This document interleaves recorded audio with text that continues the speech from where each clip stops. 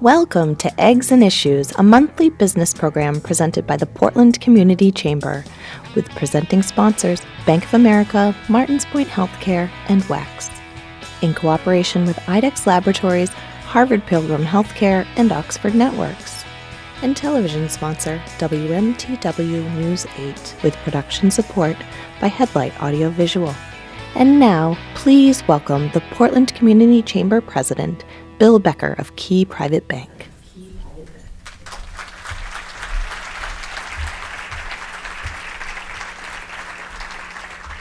Well, good morning and welcome to our last Eggs and Issues of this season.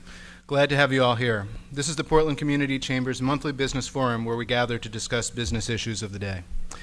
My name is Bill Becker, Vice President at Key Private Bank and the Volunteer President of the Portland Community Chamber of Commerce. Our special guest today is Portland Public Schools Superintendent Emmanuel Caulk. He will discuss how education must change to prepare students for careers in life in the 21st century and how the Portland Public Schools are being transformed to meet that challenge. Before we begin, next Tuesday, Portland voters will be asked whether or not they should save Congress Square. To save it requires a no vote on the referendum that would reverse years of public process through the city's planning board and city council.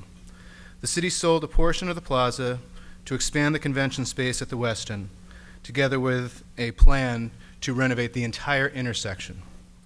A no vote allows master planning to move forward to significantly enhance both the actual plaza space as well as the entire intersection at Congress and High Street, from the museum to the newly renovated Westin. The cement plaza, where pigeons and food trucks now hang out, could be transformed to space that residents and tourists would want to visit and would feel safe and welcome. A yes vote on this referendum halts that planning and leaves us with an epic failed urban experiment. Both the Portland Press-Herald and the Forecaster have published editorials opposing question 1. There are copies of those editorials on your tables in front of you.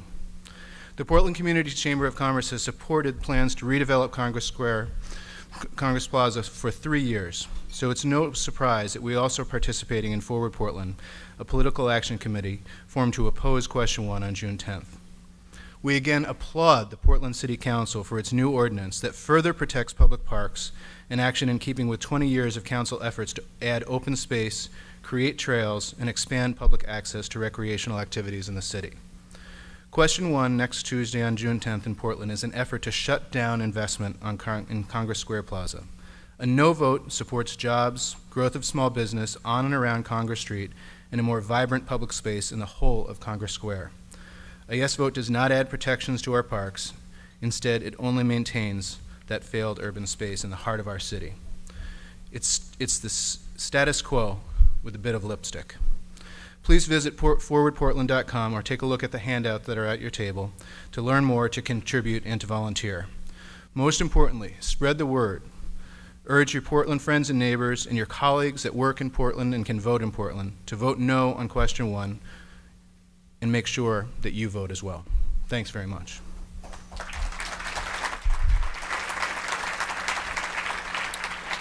Now I'd like to offer a few words about our sponsors. Our program is made possible through the generous support of our sponsors, all of them leaders in the greater Portland business community. Please hold your applause until I've mentioned all of them. Presenting sponsors, Bank of America, Martins Point Healthcare, and WEX. Cooperating sponsors, Harvard Pilgrim Healthcare, IDEX, and Oxford Networks. Reception sponsors, Clark Insurance and Key Bank. Overall production support of Eggs and Issues is provided by Headlight Audio Visual, and our program is broadcast by our friends at Time Warner's Cable Digital Service Video on Demand. Print sponsor is The Forecaster. Our e-media sponsor is Maine Biz. Our radio sponsor is WGAN, who interview our speakers and broadcast live here every month. Our broadcast partner is WMTW TV. We also thank our special community partners, Anthem Blue Cross and Blue Shield, Northeast Delta Dental, and the Portland Press-Herald, Maine Sunday Telegram, pressherald.com. Now please join me in thanking all of our sponsors for their generous support of Eggs and Issues.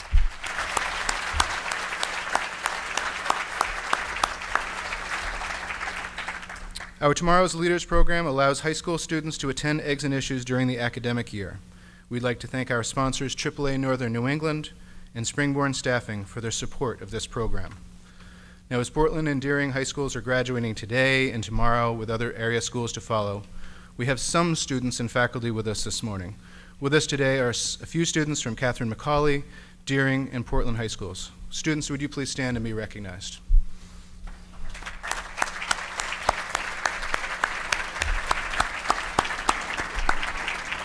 They're all studying for their finals. We also want to thank Springborn Staffing and AAA Northern New England for their support of our program, Tomorrow's Entrepreneurs. This program allows students from Southern Maine Community College's Entrepreneur Program to attend Eggs and Issues for free. Now, the SMCC students have finished their academic year, so we welcome some of their staff who I believe are here. Please stand and be recognized.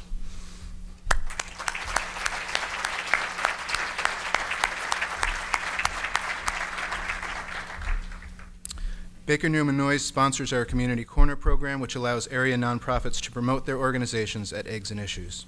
Our Community Corner partner this morning is Jobs for Maine's Graduates. Jobs for Maine's Graduates is a statewide, private, nonprofit organization that partners with public schools and Maine businesses to provide students with the skills, support, and real-world experiences that they need to succeed in post-secondary education and workforce. The mission of JMG is to identify students who face barriers to education and to guide each one onto a successful path toward continued education, a meaningful career, and productive adulthood. JMG serves more than 5,000 students in grades 6 to 12 in schools from as far north as St. John Valley to as far south as Berwick. At least 90% of students in JMG graduate from high school within 4 years. 96% return to school the following year, and more than 82% are employed or are in college within 1 year of graduating. With us today are Maureen O'Brien and Pam Bessie. Would you please stand and be recognized?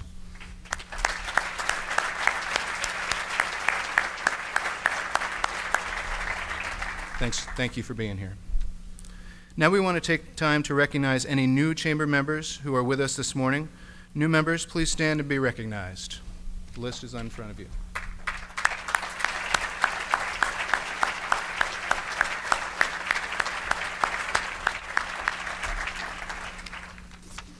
We are also proud to welcome members of our Portland Veterans Network, our comprehensive free program for unemployed and student veterans, focusing on jobs, wellness, educational, and networking opportunities. A special thank you to Easter Seals of Maine, who has partnered with the Chamber to maintain and promote the Veterans Support Network. Following Superintendent Caulk's remarks, we'll have a question and answer session. For this portion of the event, please use the microphone closest to your table to pose your question. Please introduce yourself and tell us the name of your company or organization. And in a new twist, if you do not want to stand because you're shy and you don't want to ask your question, you could sit at your seat and you can tweet us with a question at hashtags eggs and issues right there, and we'll have folks who get the tweets and will actually ask the questions on your behalf. We'll see how this works. And now on to our speaker. Emmanuel Caulk became the superintendent of the Portland Public Schools 2 years ago. Before coming to Portland, Superintendent Caulk served as Assistant Superintendent of Schools in Philadelphia, overseeing an academic division with 36 schools and 16,500 students. He also served as the Assistant Superintendent for High Schools of the East Baton Rouge Parish School System in Louisiana, as a leadership coach on the high school transformation project in the Chicago Public Schools, and as an administrator at the high school, middle school, and elementary school levels. In addition, he practiced law. He has earned a reputation as an energetic and forward-thinking leader of the Portland Public Schools.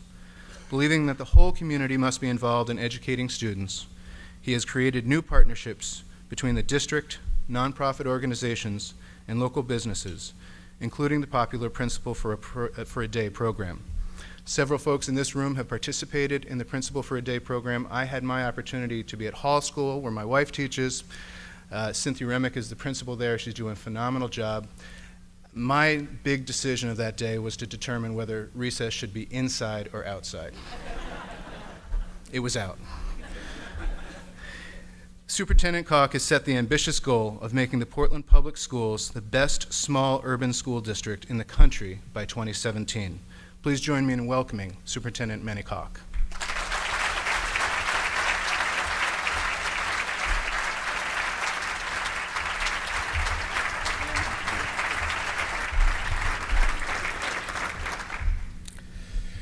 I'd like to say thank you for the invitation to speak here this morning. And before I move into formal remarks, I want to acknowledge and thank my team. I have the unique pleasure of working with some of the best minds in public education in the state of Maine. And so I'd like to recognize our Chief Operations Officer, Mr. Peter Eglinton, our Chief Academic Officer, Mr. David Galen, Shoshana, Grace Valenzuela, Shanda, Patty Apon, and Janet DeBias for their support. The board, yes.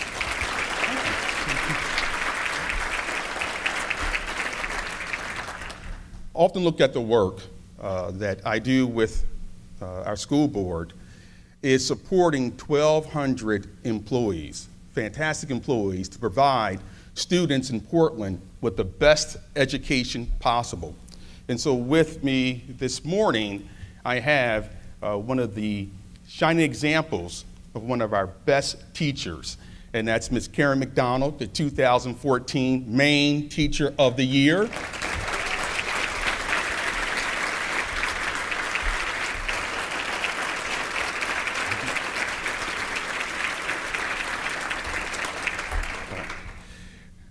Now, I lived and worked in Portland for nearly 2 years, but being invited here today makes me really feel like I've arrived. But those that know me know that it's not about me. If my being here today can lead to increased opportunities for 7,000 of our students tomorrow, then I've done my job. Now, I warn you up front, my presentation is going to be interactive, so you're going to have to work this morning. I'm going to spend some time here today talking, but I'm also going to ask you to be engaged. Together, we will explore the ways that education must change to prepare students for the 21st century, and how we're transforming Portland Public Schools to meet that challenge. Now, at your table, you have notepads from Portland Public Schools, and we're going to ask you to stop and jot down some responses to these questions. So here's your first assignment.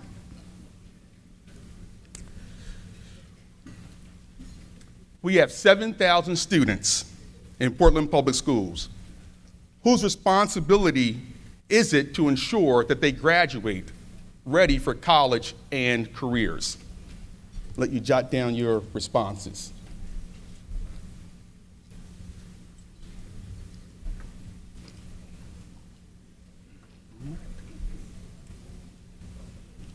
Okay. So, any volunteers? Anyone want to share their response? Yes. All right. I like that. That's an A answer, by the way. Yes. Everyone. All right. So I firmly believe that it takes all of us to ensure the success of our public schools.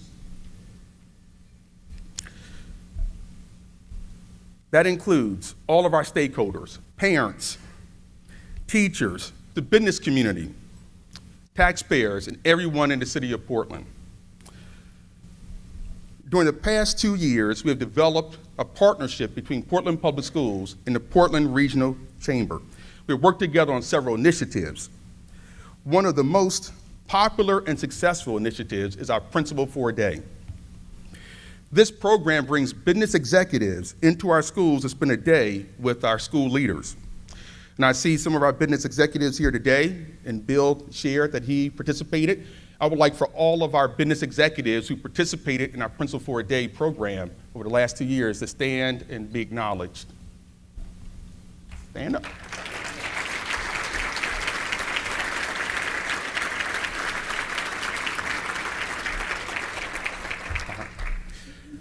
The business executives serve as our principals for a day, sharing their insights about leading an organization through change, and they also get a firsthand look at what education looks like today. Now, later I will talk to you about some of our district's other collaborations with the business community. Okay, time for your next assignment. It comes from a book entitled 21st Century Skills, Learning for Life in Our Times. And I recently read this book along with other members of the community for the Superintendent's Book Club, which is an initiative I launched in September to really place education at the center of our community's discourse. So I want you to think about all of the changes that have happened in education, all the changes that have happened in your life during the past 20 years. Think about those changes. Now imagine, what will the world be like 20 years from now when your child or grandchild is in school, has left school, or is out in the world? What skills will he or she need to be successful? I'll let you take a minute to jot down your ideas.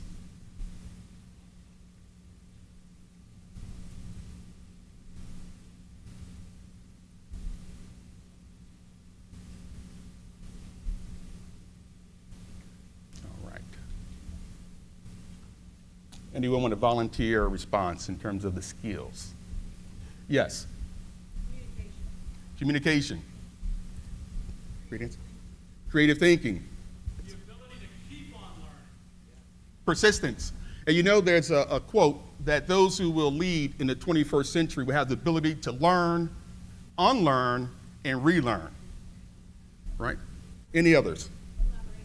Collaboration. So, math. There we go. That's right. So if your list includes the ideas that were just shared, and if your list is like mine, it does include traditional skills such as reading, writing, and math, versatility with technology, and the so-called soft skills, such as creative problem solving, collaboration, and effective communication. But it also includes knowing about different cultures, learning a world language, and getting along with people from various backgrounds. And so you're not off the hook yet. Here's another question from the book, 21st Century Skills. I want you to think about the times when you were most successful at learning new skills. What were the conditions? In other words, how were you able to learn? What made that learning effective and powerful for you? I'll let you take a minute to jot down your thoughts.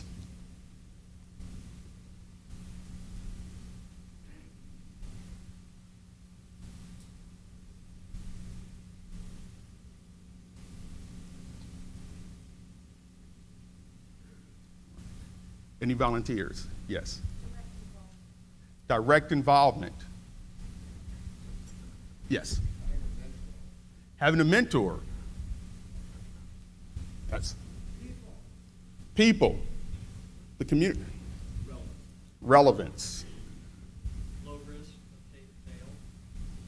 Set an environment where it's okay to fail. Immersion. All right. Okay.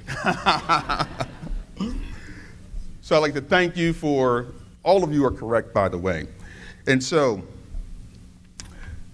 I'll share with you, I learn best based on everything you said, but also when I'm passionate about a topic,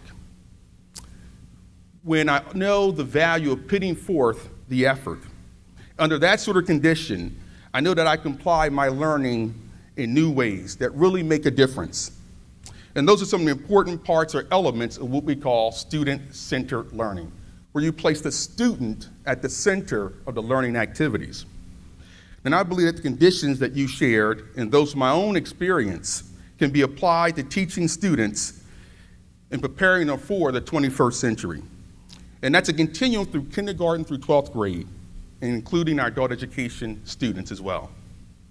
So how are we changing Portland Public Schools to fit the demand of the 21st century by implementing some of these elements of student-centered learning? First, we're not waiting for students to reach kindergarten age. That's too late. The preschool years are critical ones in a child's development. Our district has partnered with local preschools, and we relocated our pre-kindergarten program to provide increased access to our students who need it most. Our goal is to ensure that all students enter kindergarten in Portland Public Schools ready to learn.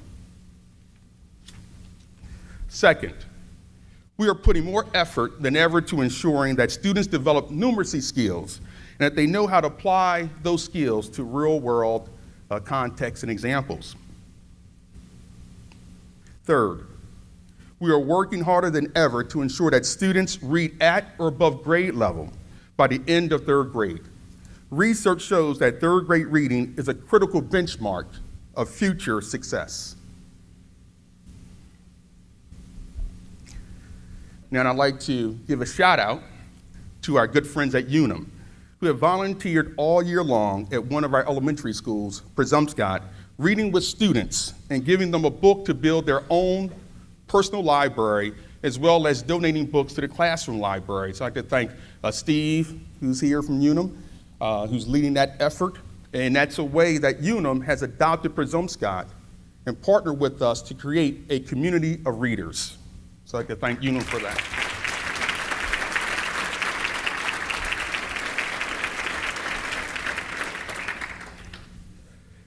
Fourth, we are infusing a global perspective into our curriculum from elementary school through high school.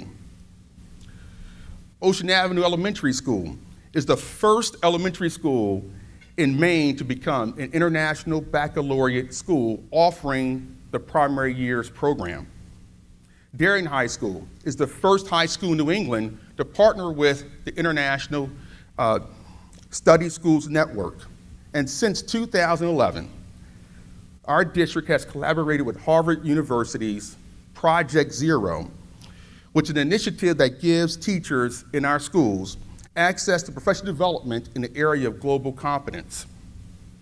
And I recognize that not all of you are aware what exactly these designations and programs mean, but to sum it up, on a regular basis, our teachers work with our students to investigate current global issues, to find ways to take action right here in Portland, to encourage students to work collaboratively on these projects, and to use creative problem-solving techniques to come up and communicate their solutions. So let me give you more of a concrete example of what that looks like. The junior class at Casco Bay High School spent the past year investigating how we can wean ourselves from dependence on fossil fuels. Students researched a variety of energy topics. In February, they presented policy papers to a panel of experts. In April, the juniors went to New York City to see the effect of climate change in the form of Hurricane Sandy. They interviewed victims of the storm, and they helped rebuild houses destroyed in the hurricane. They will present a documentary on June 10th of their work in the new Goodwill building at 75 Washington Avenue, and I hope that you would attend. As a fifth point, and still on the topic of global competence, it is critical that our students graduate knowing a world language other than English. We need our students to be proficient in a language other than English. Currently, nearly a third of our students live in homes where a primary language other than English is spoken. Now, I mention this not only to give you some perspective on the demographics of our district, but to also demonstrate that globalization is happening right here in Portland, and we must rise to that occasion. Additionally, the demand for multilingual employees in the business world is increasing. We now offer world language instruction beginning in elementary schools, and then next fall, we will begin a world language immersion program at the elementary level. Now, this piece of innovation will allow Portland Public School to be the first district in the state to offer a Spanish immersion program beginning at kindergarten. Darien High School is the first public high school in the state to offer both Mandarin and Arabic languages. Now, there are still more ways in which we are transforming Portland Public Schools to prepare our students to meet the demands of the 21st century. Jobs in the STEM fields. Science, technology, engineering, and math are among the fastest growing, highest paying jobs. This year, the Portland Public Schools launched several initiatives to expand our STEM offerings. With generous support from Envirologic, our district is providing students at all levels with more opportunities to explore STEM fields through classwork, after-school programs, and internships for teachers. Just yesterday, I had the pleasure to meet with John Markin, Kathy Brooks, and Breck Parker to talk more about creating great learning opportunities for our students and staff. John had a chance to share with us some of the innovative work that's going on at EnviroLogic, and I also found out they have an office in Brazil where their staff are fluent in English and Portuguese. So even in STEM, global competency is important.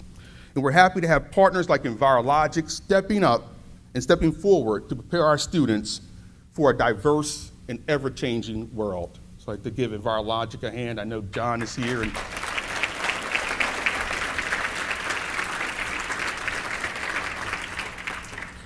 In addition, all of our high school students have the opportunity to earn a STEM endorsement on a diploma by taking extra courses and completing a STEM-related internship, senior capstone project, or significant extended learning opportunity.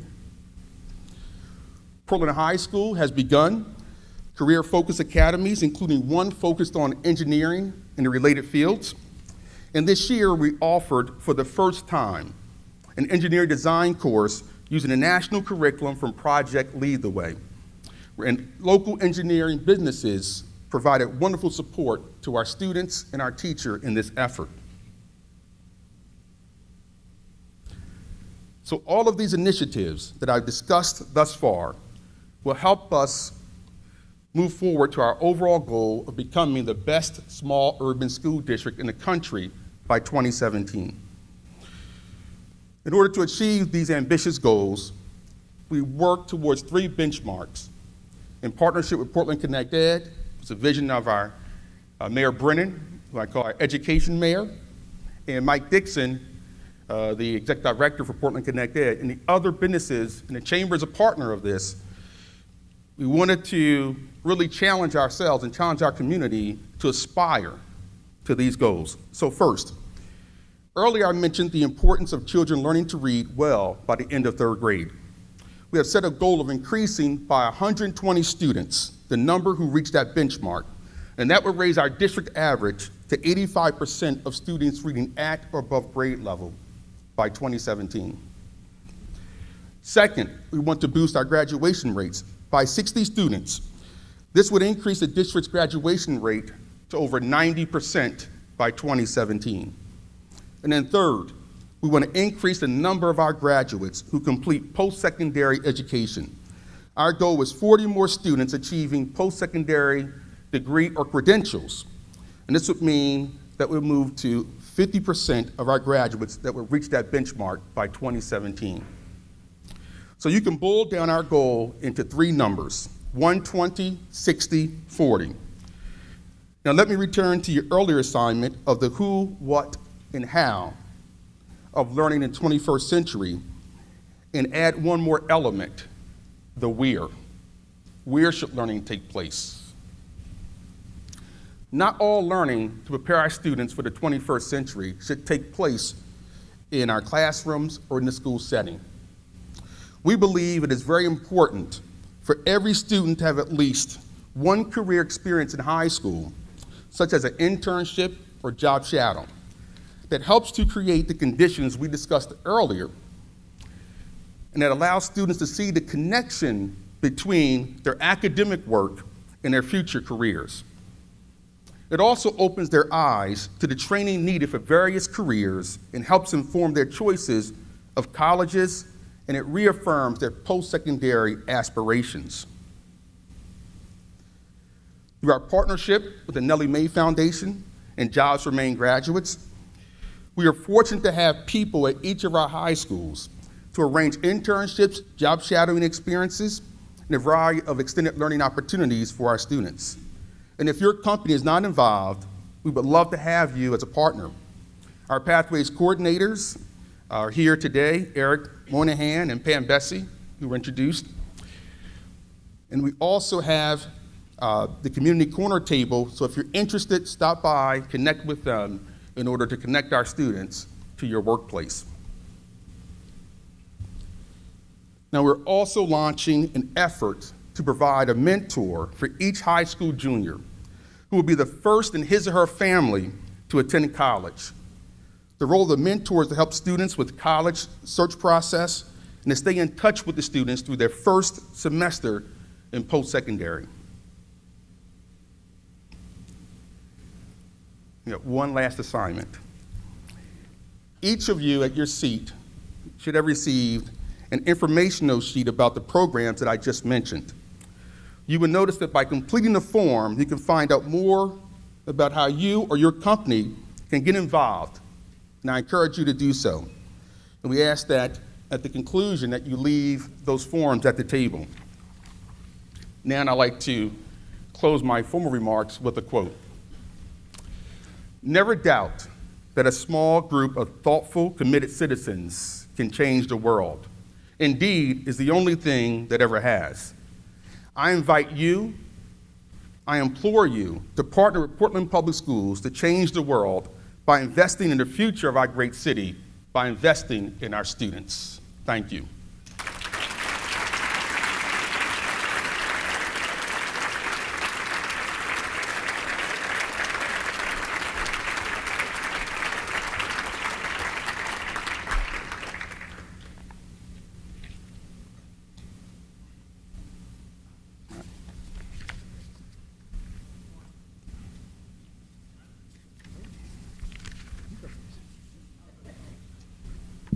Here we go. Good morning.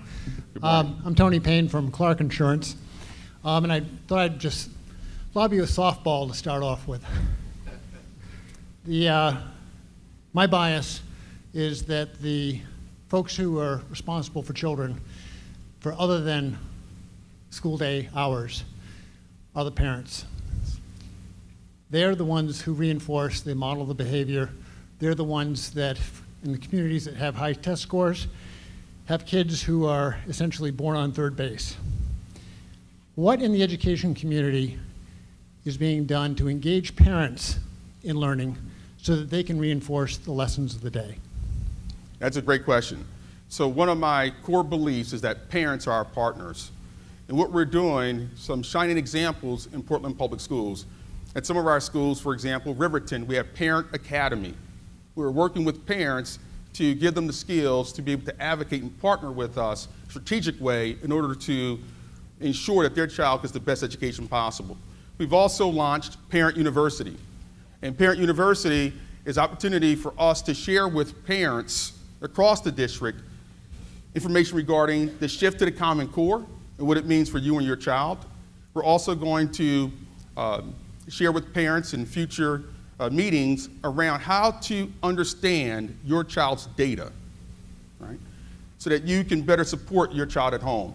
But you're absolutely correct that this endeavor includes, and we have to have a strong partnership with our parents to be successful. So thank you for that question.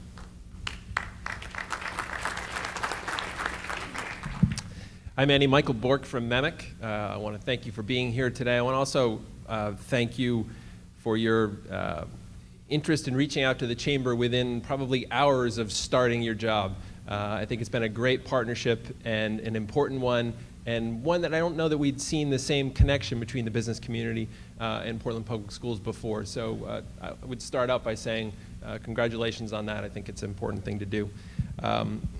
My question is that just a few weeks ago, the state released their annual grading system, their grades for schools across the state. I think there's a fair bit of controversy around that. Some folks who disagree with how schools are measured. But I think it's fair also to say that all of us believe that schools should be measured. We all believe that. So I'd like to ask you, how should Portland Public Schools be measured, and are the state grades fair? That's a great question. First, one interesting fact that wasn't shared, the reason why I admire all of you in the business community is because I failed at business. True. Sorry. I was a small business owner, and my company went out of business as a result of the Great Recession. So you were able to weather that Great Recession. I applaud you. To your question, Yes, I do believe that we need to be transparent and establish targets and metrics for our community. It's a part of the accountability process and a part of our community understanding their investment in public education and how we're doing. At Portland Public Schools, we created a district scorecard, first district in the state, to put our data out there for the public with the ambitious goal of targets that some might share it with you, the 120, 60, 40, but also there's more targets that we hope and aspire to reach, looking at where we are today and where we want to be by 2017. The same strategy that you use in business to look at growth, to look at how you're doing in terms of performance. The school report cards, I think if anything, it points out the disparity in poverty in our great state.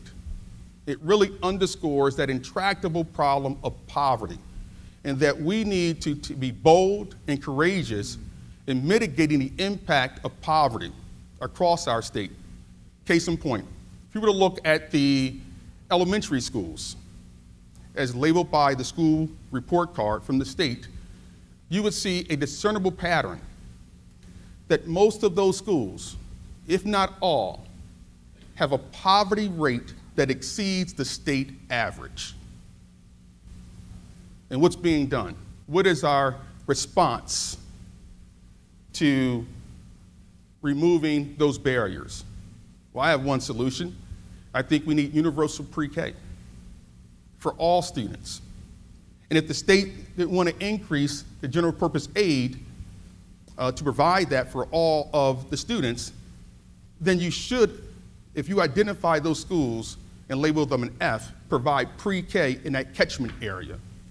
I believe that's a moral responsibility that we have.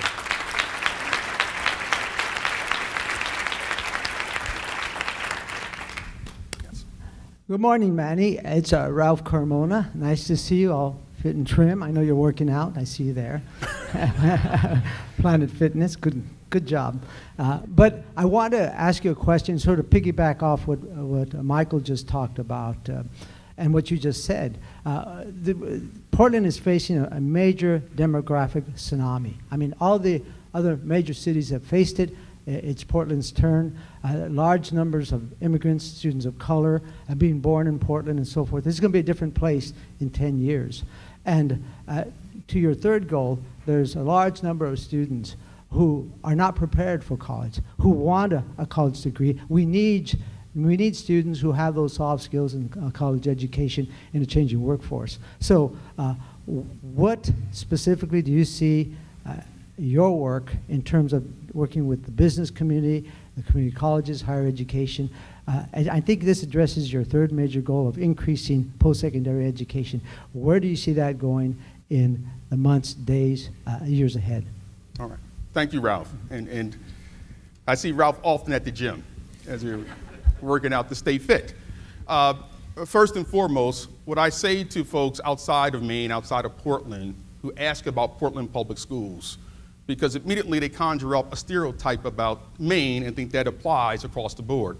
And I say to them that if you think about public education, think about students in a public school, oftentimes you'll find that they're a microcosm of society. Here in Portland, as Ralph underscored, we're different. Portland Public Schools is a microcosm of a global society, and that's what we have. And so what I see, Ralph, to your point, in terms of ensuring that students are prepared from cradle through college and career, one of the most exciting and innovative approaches is through Portland Connect Ed. And you saw the slide with all of the partners involved in that work. At your table, you see the executive summary of the baseline report that we published this spring. And we have a list of strategies because it takes a community effort to make sure that every student has a pathway to success, and even for our adult learners as well. And so some of the things that we're doing, just really quickly, in Portland Public Schools, we know that 2,300 days is not enough time to get students to graduate, prepare for college and career. And you might say 2,300 days, but your school year is only 180 days. Well, if you go from kindergarten through 12th grade, you're looking at about 2,300 days in a 180-day school year. So we know that time is a variable that we have to leverage and control. That's why, through partnership with John T. Gorman Foundation, we've extended summer learning for our students in grades K to 2 who are reaching towards proficiency, all to ensure that they're reading at or above grade level by the end of 3rd grade. We're excited that we just partnered with LearningWorks and just found out really this week that we have a grant to support through extended summer learning our students at the intermediate grades at Reiki, at Presumpscott, and we've added on Riverton and Hall. And those fundings and those grants will go over several years, because I believe that students should be reading at or above grade level by 3rd grade. We need to have our students prepared for middle school success by the end of 5th grade. Have our students prepared for high school success by the end of 8th grade. And so this year for 8th grade, for our students who are reaching towards proficiency but not there yet, we've extended the summer learning for them. And then for students in 12th grade, that they graduate ready for college and career. And we have some students who are graduating later this afternoon or this morning and tomorrow who may not be there yet. And that's why our partnership with Portland Connect Ed, Southern Maine Community College, Ron Cantor, I don't know if he's here this morning, and Portland Public Schools, we built a My Success program, the first program ever in the state to identify those students who are not there yet but have those aspirations that have been accepted to SMCC, to provide the supports and the coaching to ensure that not only that they attend college and show up on the first day, but they persist all the way through degree completion. I think these are the models that we need. These are the innovative approaches that we need that would be a shining example for the rest of the state. So thank you. Yes. Hi, Manny. Good morning. I'm Pete Ventry from Corporate Finance Associates. Thanks for joining us. You just touched on the beginning of my question, which is I'd like to hear you explore it a little further. And that is, since I was around middle school, I was threatened with longer school days and more school days. And I know that, that we're told that around the world, developed countries go to school longer, and their vacations are altered and shorter, and that they're just in school more. And for whatever reason, I don't hear that being advanced anymore. And I'm just curious if, not just for remediation and bringing up the lower learners, but giving the higher learners the opportunity to continue advanced, what's the prospect for longer school days or a different calendar than stems from our agrarian beginnings? And that's a great question. And you know that old saying that if any of our founding fathers, came back and visit us in the 21st century, the only thing that they recognize and be familiar with is public education. And so, and so that's an interesting point. And you're right. What we're doing is, we're looking at closing the opportunity gap, providing the resources to those students who are reaching towards proficiency. Some of the things that we're looking to do for students who are at or above proficiency in order to really make learning more impactful, more joyful for them. One example that we have is Makerspace. Any of you familiar with Makerspace? Right? I'm sort of leading from behind when it comes to Makerspace. But we have Casco Bay High School, Makerspace. So students who are interested in not just evaluation and synthesis of learning, but creating and experimenting, have an opportunity and a space to do that, to bring their ideas to life. And we're in the process, we're going to purchase some 3D printers so they'll be able to do that as well. And so yes, that's important, that's big. And what we hope to do is to have these opportunities for students in STEM in areas that they're interested in so they can also develop their talents and unique gifts. And I would be certainly interested in having and revisiting the school calendar in partnership with our teachers union, who's very progressive and looking at ways that we can engage students. It's not just extending the day, because doing more of the same longer, right? We know what that gets you. But it's really having a student-centered approach and making sure that each child has what he or she needs to be successful. Hi, Superintendent. This question came through our Twitter feed, hashtags eggs and issues. Yeah, so thank you very much. I appreciate that. This is from @Kayleen. It says, what challenges could be met with increased investment and funding, and what could it yield for the students in the Portland school system today?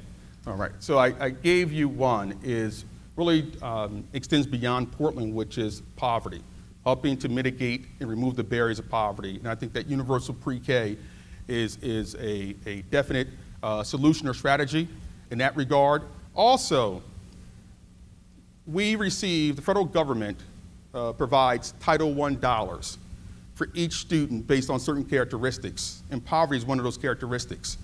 And without doing anything, if our legislature and governor allow for those dollars to flow to the school without impacting taxpayers, that would mean a $2 million increase in investment in Portland Public Schools immediately. And so the strategies of the universal pre-K, the strategies around ensuring that we provide those extended learning opportunities that I spoke about, and engaging our students with the business community, increase investment in STEM, world language, are sort of the right investments that we believe are going to move the needle and move us closer to becoming the best small urban school district in the country by 2017. Superintendent Caulk, we have one more question. Good morning, Kimberly Long from the Embassy Suites. My question is, thank you so much for coming today, and you have a lot of great programs. What I didn't see was anything with the arts as far as music and chorus, and coming from a mom of a band geek, and being a band geek myself, I have fought in my daughter's school district for 8 years to make sure that the music programs don't fall away. And I think that music studies have shown that kids that have music in their lives, that can play an instrument, have become better learners. And so what are you doing in your district to make sure that the music and the arts are not lost? That's a great question, and you can applaud that. I think that's important, right? You can applaud that, yes. A couple of things. First and foremost, we want to showcase our students' talent the same way we do with the expeditions.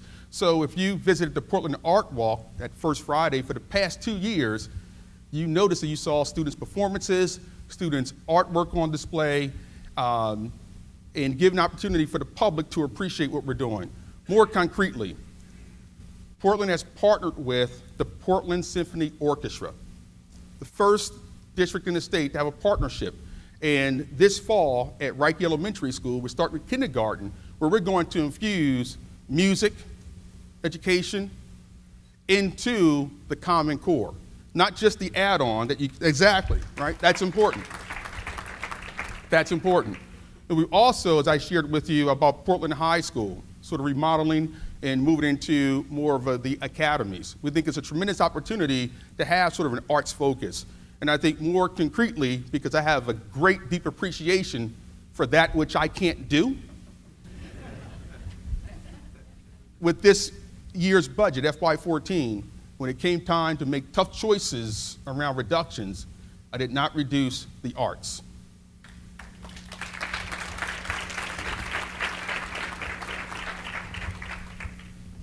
All right.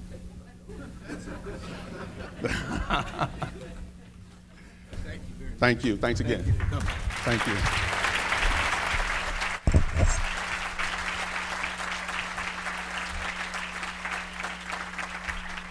I just thought you were going to keep going. Thank you so much, Superintendent Caulk, for joining us this morning, and it's great to have your staff and your team with us here today as well. You've given us a great picture of the goals and the ideas and the many unique programs that you've got going on in the Portland Public Schools. I think it's very educating for all of us, and we certainly appreciate you reaching out to the nonprofit community and to the business community. So thanks again for being here.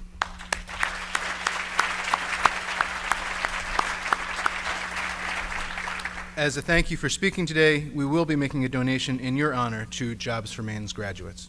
So.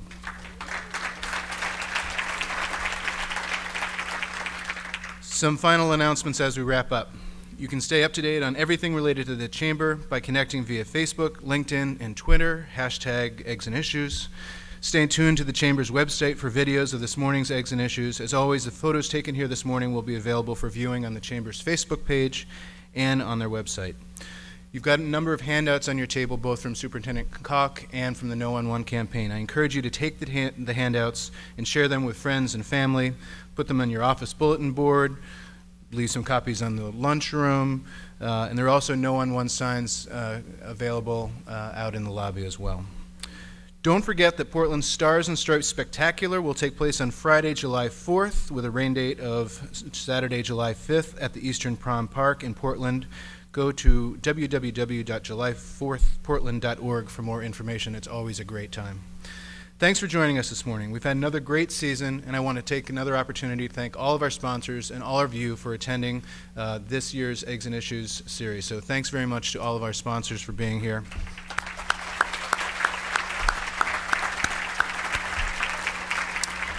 We hope to see all of you again on September 9th when we kick off another great season with state economist Amanda Rector as our guest speaker.